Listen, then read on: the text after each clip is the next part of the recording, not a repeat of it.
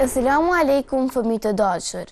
Tashmë janë bërë më shumë se 20 emisione që ne po takohemi së bashku nëpërmjet emisionit tonë dhe tuajin Oktapodi.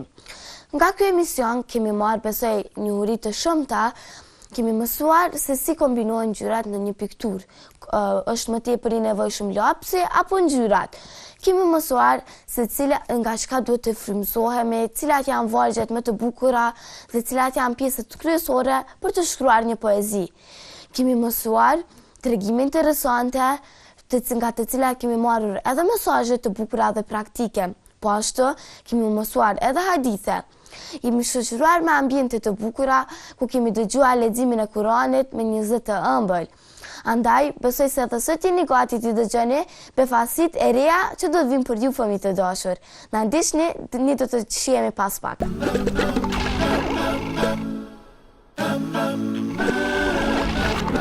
Selamu alaikum Hafsa. Aleikum selam Anesa. Hafsa, po takohemi sërish me ty për të na treguar poezinë e radhës që ke përgatitur. Cila është poezia që ke përgatitur për sot? Për sot kam përgjedhur poezinë të cilën ja kam kushtuar muslimanit. Shumë bukur ke kushtuar këtë poezi për muslimanët në përgjithësi, për veprat e tyre që i bëjnë, apo për çfarë? Cila është përmbajtja e saj? Po pra, kjo përmbajtja e poezisë sime është sepse ka shumë njerëz të cilët veten e quajnë musliman, por ata nuk i kryejnë obligimet që Allahu i obligon ata, dhe kam dashur në fakt që të shtoj se pendesa dhe namazi e shumë gjëra tjera janë gjëra që e gëzojnë shumë Allahun dhe nuk ka gjë më të vlefshme se kur ne fitojmë kënaqësinë e Allahut. Atëherë ne do të ishim shumë të kënaqur ta dëgjonim poezinë tënde. A do fillosh? Po, do të filloj me kënaqësi. Muslimani, të falenderoj o Allah që më bëre musliman. Më dërgove në një familje ku falet namaz dhe lexohet Kur'an. Shumë prej njerëzve që veten e quajnë musliman, nuk i përfillin obligimet ku Zoti i obligon. Mendon në vetvete se urdhrat po i zbaton, nuk i bën askujt dëm, po veç veten e dëmton. Në këtë botë ka shumë sprova dhe vështirësi. O musliman, largoju të kotës, xhenetit afroju ti. Sepse jeta është e shkurtër, o musliman ti kuptoje. Ki frikë Allahun, mëshirën e tij gjithmonë kërkoje. Thuaj stop mëkateve, mos gabo përsëri. Pendohu tek Allahu, sepse kthimi është tek Ai. Dije se pendesa Allahun e gëzon. A ka gjë më të vlefshme se kur kënaqësinë e Allahut e fiton. Faleminderit shumë Hafsa, që solle këtë vargje kaq të bukura me ne dhe me fëmijët që na ndjekin.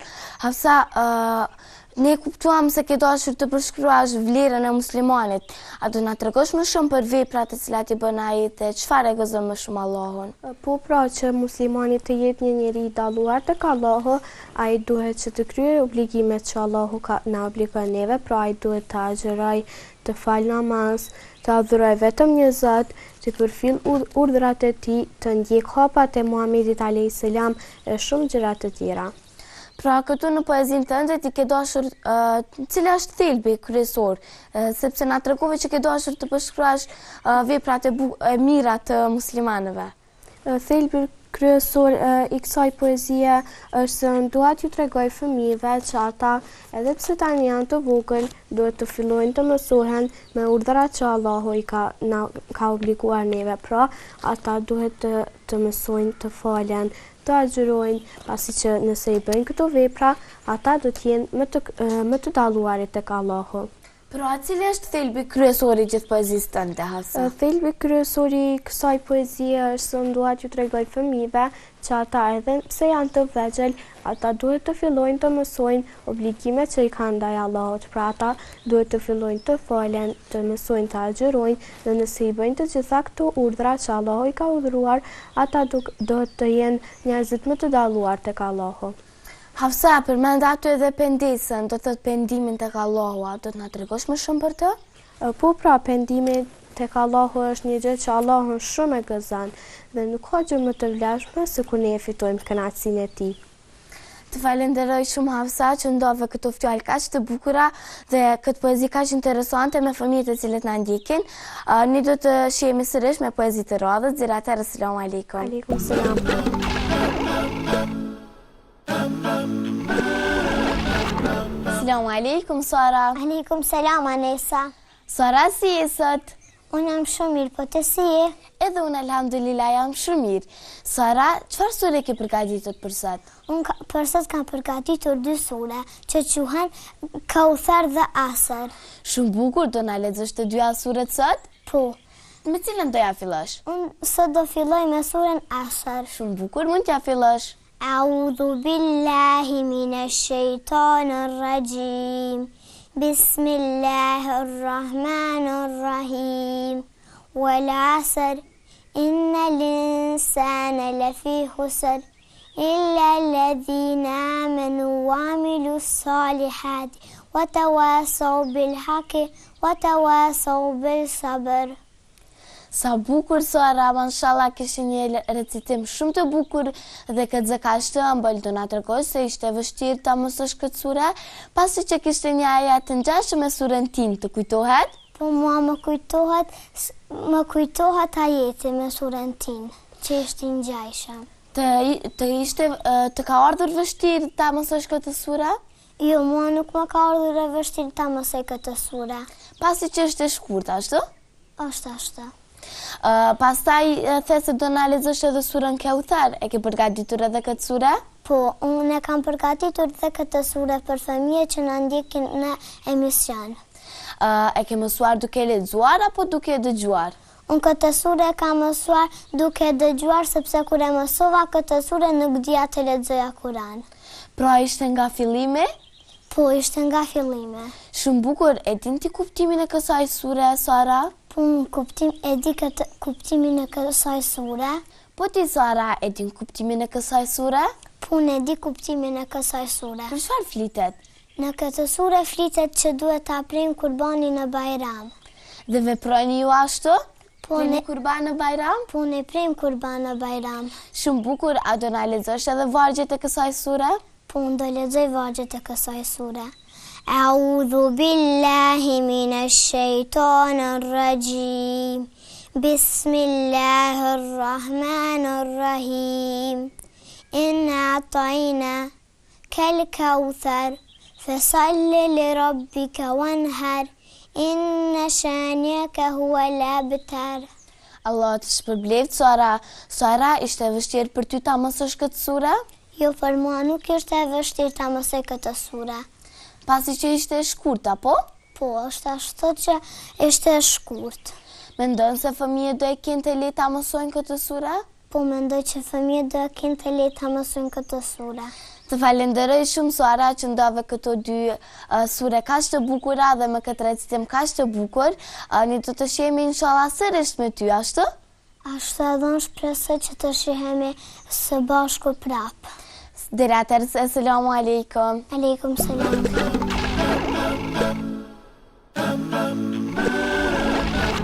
Asalamu alaikum, Amar. Aleikum selam, Anisa. Amar, cili është tregimi i radhës që po e lexoje? Tregimi i radhës që jam duke lexuar quhet Paraja. Është një tregim interesant? Po shumë interesant sepse titulli është më interesant. Cila është përmbajtja e tregimit? Përmbajtja e këtij tregimi është se nuk duhet të mësh kusur më shumë, si një djalë që ka bërë këtë gjest. A të na lexosh, sepse Po. pasi që duket se është një tregim interesant. Po në rregull. Na ishte njëherë një djalë i quajtur Ethem. Një ditë Ramazani, ai shkoi në furrë për të bler bukë. Atje, ati i u kthye më shumë kusur se ç'duhej, por ai nuk i tregoi askujt për këtë gjë. Tër natën ndihej i shqetësuar dhe pa ëndra të frikshme. Të nesërmën në mëngjes, shkoi menjëherë në furrë dhe e ktheu të pricën e kusurit. Porosia këtij tregimi është se mëkati është ajo gjë që ta bën zemrën dhe nuk të lën të qitë. Të falenderoj shumë, Amar, që sulle këtë tregim kaq të bukur tek ne dhe të fëmijët që na ndjekin. Po ti, përveç këtij mesazhi dhe porosisë kaq interesante dhe kaq të bukur, a ke ndonjë gjë për të shuar sa i përket këtij tregimi? Nga këtë tregim, më së shumti më pëlqeu se si djali të natën nuk kishte i qit për atë që kishte bërë dhe të nesërmen në mëngjes më njëherë u zgjua nga gjumi dhe shkoi për t'ja kthyer kusurin ti që punonte në furrë. A ke ndonjë mesazh për fëmijët të cilët na ndjekin sa i përket këtij tregimi? Po, për ata fëmijë kam mesazh se nuk duhet të marrin kusur tepër, sepse edhe prindërve nuk i pëlqen të mbajnë para më shumë në shtëpi. Pra nuk është e ishme të pranohet paraz nga prindrit sa i përket këtij gjesti. Të falenderoj shumë Amar që na tregove këtë tregim kaq interesant si dhe mesazhet të cilat nxorëm nga ky tregim. Të falenderoj edhe një herë deri në takimin e radhës. Asalamu alaikum. Aleikum selam.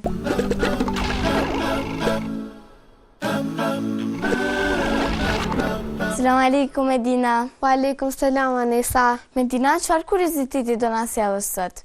Unë sot kam përzgjedhur një kuriozitet shumë interesant që quhet Oktapodi. Oktapodi, njësoj si edhe emri i emisionit ton.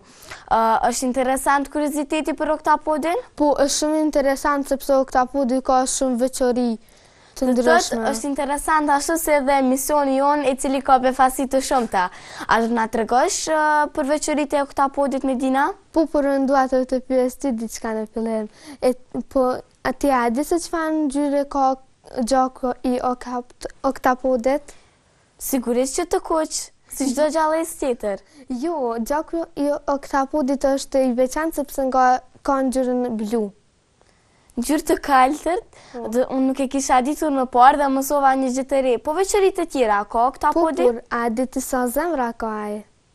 Një, sigurisht. Jo, ai ka 3 zemra. Do të thotë ka veçoritë të tjera krejt ndryshe me gjallëzat e tjera. Nga kafshët e tjera të ujit dhe të tokës. Do të thotë, a do na tregosh më shumë për Oktapodin Medina? Po sigurisht, si që ka në fillim, Oktapodi ka 3 zemra dhe gjaku i tij ka ngjyrë blu. Ai mund të struket në një vrim dhe të marrë formën e një monedhe 10 centesha. Por ata janë edhe të verbër. Oktapodët mund të shkëputen nga këmbëzat e tyre për të mbrojtur nga sulmet e kafshëve të tjera dhe pastaj mund të rinxjerrin këmbëzat të reja. Sa lloj këmbësh kanë Oktapodët? Oktapodët kanë gjithsej 8 këmbë. Medina, ti e përmenda më herët se Oktapodët mund të jenë shumica atyre janë edhe të verbër. Si mund të largohen ata nga rreziqet? Ata e ndjejnë. Do të ndjejnë rrezikun. Nëpërmjet çka e ndjejnë rrezikun Oktapodit? Nëpërmjet shqisave të tyre. Do thotë i kanë të zhvilluar shqisat Oktapodët? Po, Oktapodët i kanë të zhvilluara shumë shqisat. E përmende Medina edhe më lart se ata mund të shkëputen nga këmbët e tyre. Ju formohen këmbë të reja, janë të ngjashme me ato apo? Ato janë të krejtësisht të ngjashme sepse ata i rinxjerrin më një herë pas sulmit të kafshës. Do të thotë, ka madhësi të mëdha Oktapodi pasi që e përmende se mund të merr formën e një monedhe 10 centeshe. Ai ka një madhësi të mesme, nuk e ka shumë të madhe, por mund të struket sepse është shumë Do të thotë, edhe pas shkëputjeve të këmbëve, ka formë edhe më të lehtë. Edhe më të vogël. Medina, të falenderoj shumë që solle këtë kuriozitete kaq interesante në lidhje me Oktapodin. Oktapodi që ka një gjallëz e cila që ka mbushur plot befasira.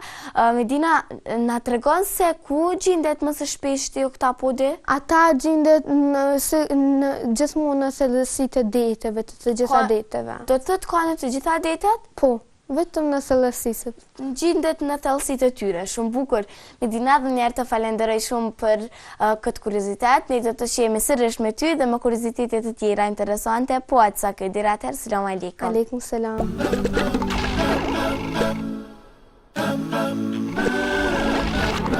Selam aleikum Hubejb. Aleikum selam Anesa.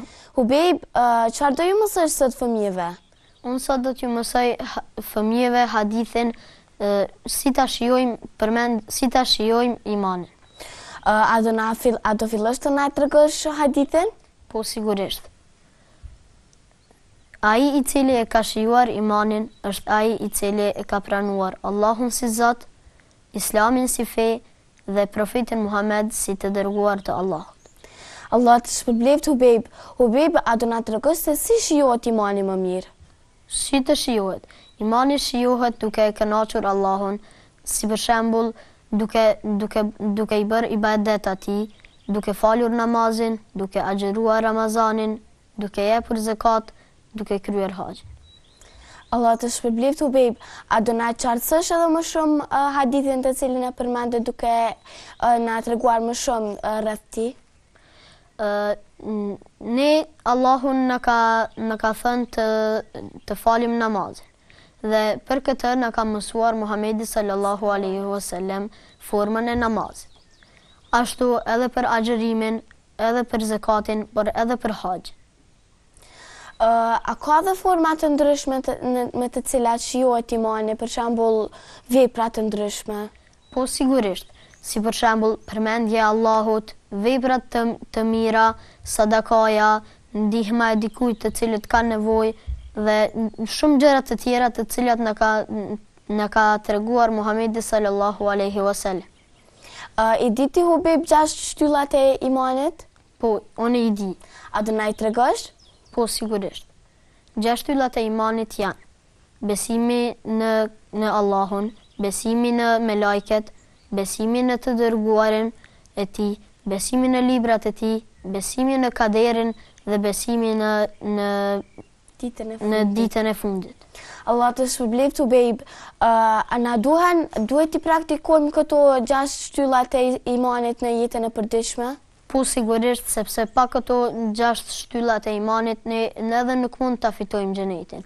Duhet të bëjmë shumë vepra të mira për ta fituar xhenetin. Është i plot besimi në Allahun nëse nuk i praktikojmë dhe nuk i besojmë këto 6 shtylla? Këto 6 shtylla duhet t'i praktikojmë dhe duhet të besojmë në to, sepse edhe duhet të jetë besimi në Allahun, duhet të jetë i sinqert. Cili është mesazhi jot i fundit në lidhje me këtë hadith për fëmijët të cilët na ndjekin? Për fëmijët të cilët na ndjekin, mesazhi im i fundit për këtë hadith është sepse ne duhet ta besojmë Allahun, duhet Islamin ta pranojmë si fe dhe Muhamedit sallallahu alaihi wasallam si të dërguar të Allahut. Ke përtështuar edhe diçka në lidhje me veprat apo diçka tjetër sa i përket këtij hadithi Hubejb? Sa i përket këtij hadithi nuk kam përtështuar më asgjë. Atëherë Allah të shpërbleft që ndave këtë hadith me ne dhe me shikuesit që na ndjekin. Ne do të takohemi sërish. Deri atëherë, selam aleikum. Aleikum selam.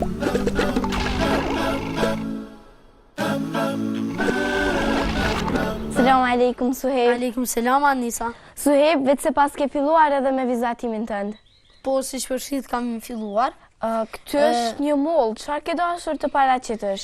Temën e sotme kam dashur ta lë surprizë për shikuesit tanë të vegjël dhe për këtë arsye ju kisha këshilluar të më ndjekni me këshillat e mia për një vizatim. Shumë bukur, po shihet se ja ke filluar nga një mollë, do na tregosh cila është pjesa që do e vizatosh më pas?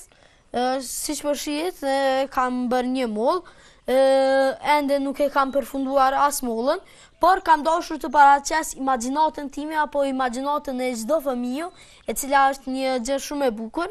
Siç po shihet, kam bërë një mollë duke pirë një lëng.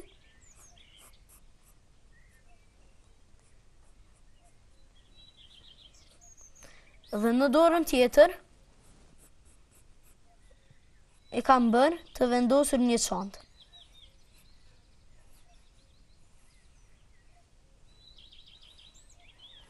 Është detaj dëshiruar lëngu apo çanta Suhejb?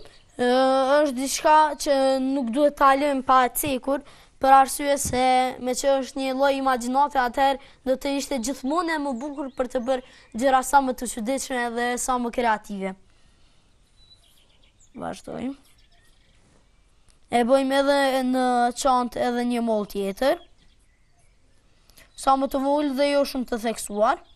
Do me thënë gjithmonë shkojmë duke punuar me vija sa më të lehta. Më pasi që të i bëjmë në formën, atëherë kemi edhe gomën, i bëjmë vijat më të rënda dhe më të theksuara në formën që ne vetë kemi dashur dhe më pas kemi filluar duke i bërë edhe detajet e tjera të këtij vizatimi. Mund të përdoren edhe ngjyra tek ky vizatim? Po, patjetër unë do ta ngjyros, por së pari të vizatojmë një herë.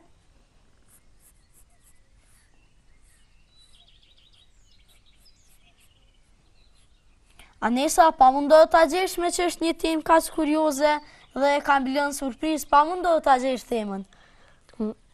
Mundet të jenë llojet e pemëve, apo...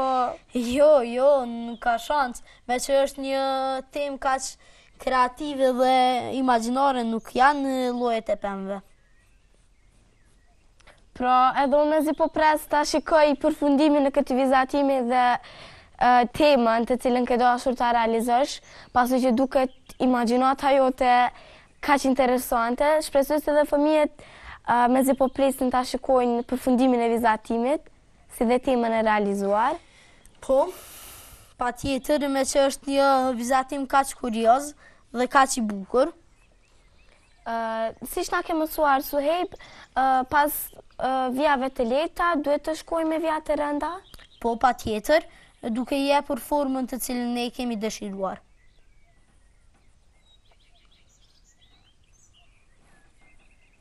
Duke i dhënë edhe jetë imagjinatës apo mollës, atëherë e kemi bërë atë me gojë dhe me sy. I kemi vendosur edhe ca duar.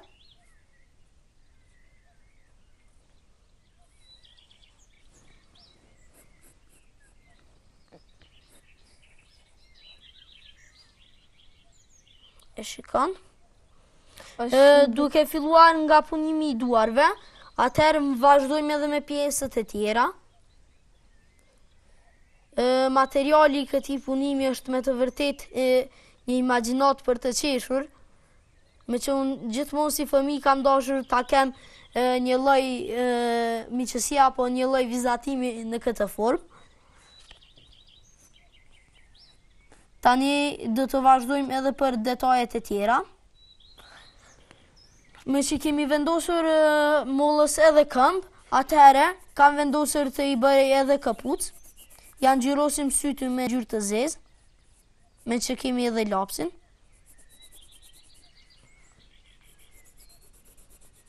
Është një temë shumë kreative dhe diçka shumë për të qeshur, me që është një temë shumë e bukur. Duket edhe interesante, e bukur, si dhe detajet të cilat i duke realizuar. Me që jeni mësuar gjithmonë t'i shihni temat, atëherë kam dashur t'a lënë surprizë duke i kundërshtuar të gjitha ato që kam thënë deri më tani. Për arsye se nuk dua ta bëj aq të thjeshtë gjetjen e këtij lloji vizatimi. Vazhdojmë me temën. Se fëmijët janë shumë kurioz për temën e cila do të jetë në mbarim të vizatimit. Ma merr mendja se edhe mua do më pëlqej e qeshura apo fundi i vizatimit dhe gjithashtu vlerësimi jot për këtë lloj imagjinate. Çfarë detaje duke bërë tani Suhejb? Siç po e sheh, kam bërë një copë mishi të konservuar. Këtu afër bëj edhe thikën. Por ju tregoj se fëmijët nuk duhet ta prekin thikën dhe ta përdorin atë sepse është mjet i ftoftë dhe është një mjet shumë i rrezikshëm. Pastaj vazhdojmë duke i bërë ca copa të prera.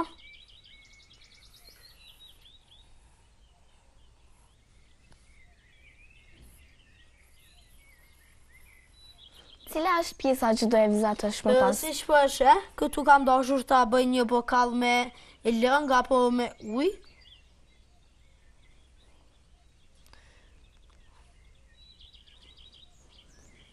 Dhe vendosim ca kuba akulli.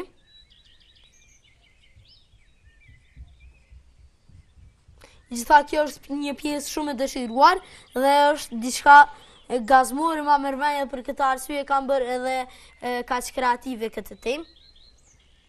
Pastaj vazhdojmë duke bërë një sport ushqimesh. Pa mundohu ta gjesh Anesa temën e sotme se më duket se nuk je duke e ditur fare. Ja, mësuar që çdo herë tema të jetë gati, prandaj edhe nga tema të cilën e kisha ditur, vizatimi duket edhe më i qartë, por tani shpresoj se më pas nga disa detaje të më vonshme do e kuptoj. Besoj se do jetë një temë mjaft interesante si dhe punimet të cilat po i realizojmë në të.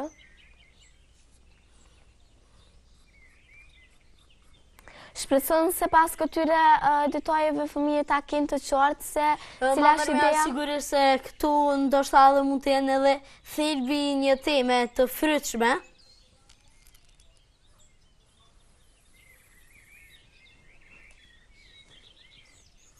Bëjmë një çarshaf.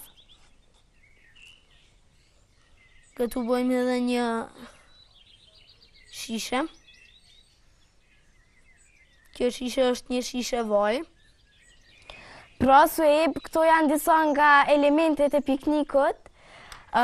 Është edhe kjo tema të cilën... Patjetër, kjo është tema të cilën kanë dashur t'ja bëj surprizë ty dhe fëmijëve të tjerë, të cilën na ndjekun pa marrë parasysh vendin apo kohën të cilën ne e kemi përshtatur për këtë pjesë të emisionit. Unë do vazhdoj ta ngjyros. Sueb, pra ti ke për të shuar edhe disa detaje, mirë po ne sigurisht për ta mbushur edhe pjesën e mbetur të këtij vizatimi, ne do të shihemi me ty sërish dhe me surprizat e shumta të tua deri në takimin e radhës. Selamu alaikum. Aleikum selam wa rahmatullah. Unë do vazhdoj ta punoj surprizën.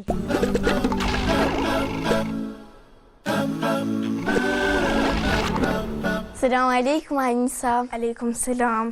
Anisa, po shihet se ke marrur disa materiale për punimin e radhës. A do të na tregosh se çfarë ke përgatitur për sot? Sot do të përgatis një lule nga letrat e ëmbëlsirave. Pra besoj se të gjithë fëmijët e dinë, sepse mendoj që të gjithë nënat përdorin kësaj lloj letrash dhe do na dalë ky rezultat. Ja, pra, një kësaj lloj lule shumë e bukur. Mua më pëlqen shumë, prandaj unë vendosa që t'jo mësoj edhe fëmijëve. Për te që ka një lule shumë e bukur, a do na mësosh edhe një Anisa se si ta arrim deri te ky rezultat? Së pari, do me thënë, në vitën 6 letra të ëmbëlsirave. Mund të jenë më shumë se 6, por më pak, do me thënë, nuk na del lule shumë e plot. Pra nuk e marr formën. Po nuk e marr shumë formën. Një kompas për shparjen e birave dhe një, do me thënë, tel i cili është lëvezës i hollë. Ja, pra, lëviz. Lakos është i but? Nuk është shumë i but. Nuk është shumë i but, por as shumë i fort. Tani, do marrim letrat e ëmbëlsirave dhe do ja shpojmë një birë me kompas. Ja, pra. Edhe, duhet ta shpojmë të gjitha në... Do ja shpojmë ja pra 2 bira me kompas, sepse teli do të hi edhe në një birë edhe në birën tjetër. Duhet të jenë secila e njëjtë pika e shparjes? Pika e shparjes, nëse shpon mund të jetë më e madhe më e vogël, por nuk ka problem. Vetëm le të jetë e shpuar. Të fusim një herë këtë sepse do po na lëviz. Dhe shparja tjetër, pra që patëm. Duhet të kemi kujdes, është ndonjë gjë e rrezikshme tek kompasi Anisa? Për fëmijën më të vegjël ndoshta është, kurse më të rritur, besoj që dhe ata përdorin kompas në për shkolla, por fëmijët e vegjël mund t'i ndihmojnë vëllezërit, motrat.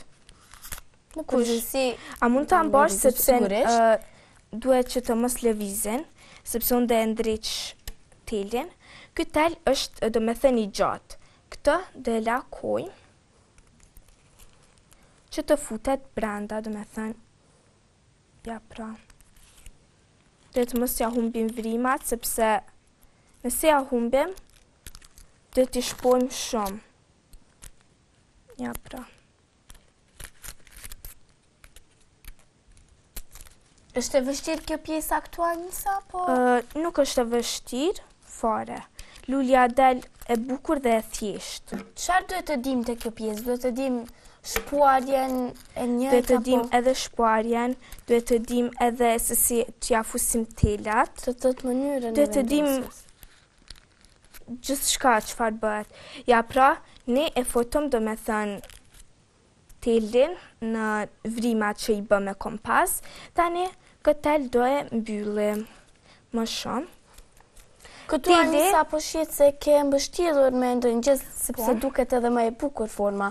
Po, këtë e kam mbështjellur me ngjetës, por dhe e kam vënë së pari një peps apo një fysh që përdoret për pije.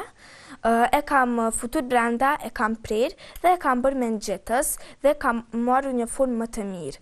Pashtu, unë këtë nuk do të përdor ngjitsin dhe pipin, por do t'ju tregoj fëmijëve se mund të bëhet vetëm me tel. Tani, marrim së pari këtë letrën e parë të ëmbëlsirave dhe e shtypim në mënyrë të çrregullt. Ja pra.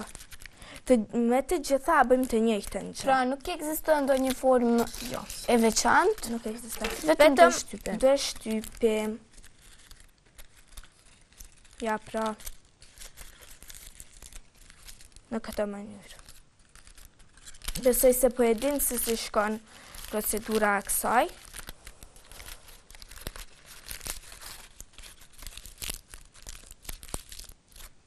Dhe e fundit. Pas shtypjes, këtë duhet të hapim me të gjithë dorën, ja pra, që të mos prishet, sepse nëse hapim, kështu ajo i humbet edhe forma, ja pra, në këtë mënyrë. Nëse nive nuk na duke që është dalur mirë, e bashkojmë më shumë dhe e shtypim prapë, sepse nëse shtypim 2 apo 3 herë, merr formën ende më të mirë, ja pra. Edhe është një gjë e thjeshtë, sepse mund të bëhet vetëm nga letrat e ëmbëlsirave dhe po për këtë pjesën e më poshtme mbajtjen e luleve, Anisa, mund të jetë kësi lloj. Unë kam marrë një tazë dhe kam dekoruar sipas dëshirës sime dhe i kam vendosur këto lulet. Besoj se edhe fëmijët dinë si se të dekorojnë një tazë dhe ti vën domethënë lulet. Pra është edhe praktike interesante dhe mjaft e bukur. Dhe ja pra lulja jon doli njësoj si lulet e tjera, vetëm se duhet i vendosim një peps dhe duhet ta pështjellim. Por unë desha t'ju tregoj se bëhet edhe me tel. Del njësoj bukur, ja pra. Lulet janë shumë të bukura. Janë njësoj. Vetëm se nuk e ka pipsin. Dhe ja pra, lulja në vazë del me bukur se sa në dorë. Dhe këto mund ta vendosni në tryez, për dekor, mund ta vendosni në dhomë, ku të doni. Anisa, të falenderoj shumë që ndove edhe këtë punim kaq të bukur me fëmijët që na ndjekin. Ne do të takohemi sërish me ty dhe me punimet e tua të reja dhe të bukura. Deri atëherë, selam aleikum. Aleikum selam. Atëherë fëmijë të dashur, në këtë punim kaq të bukur, unë edhe po e përmbyll episodin që kishim për sot. Deri në takimin e radhës, selam aleikum.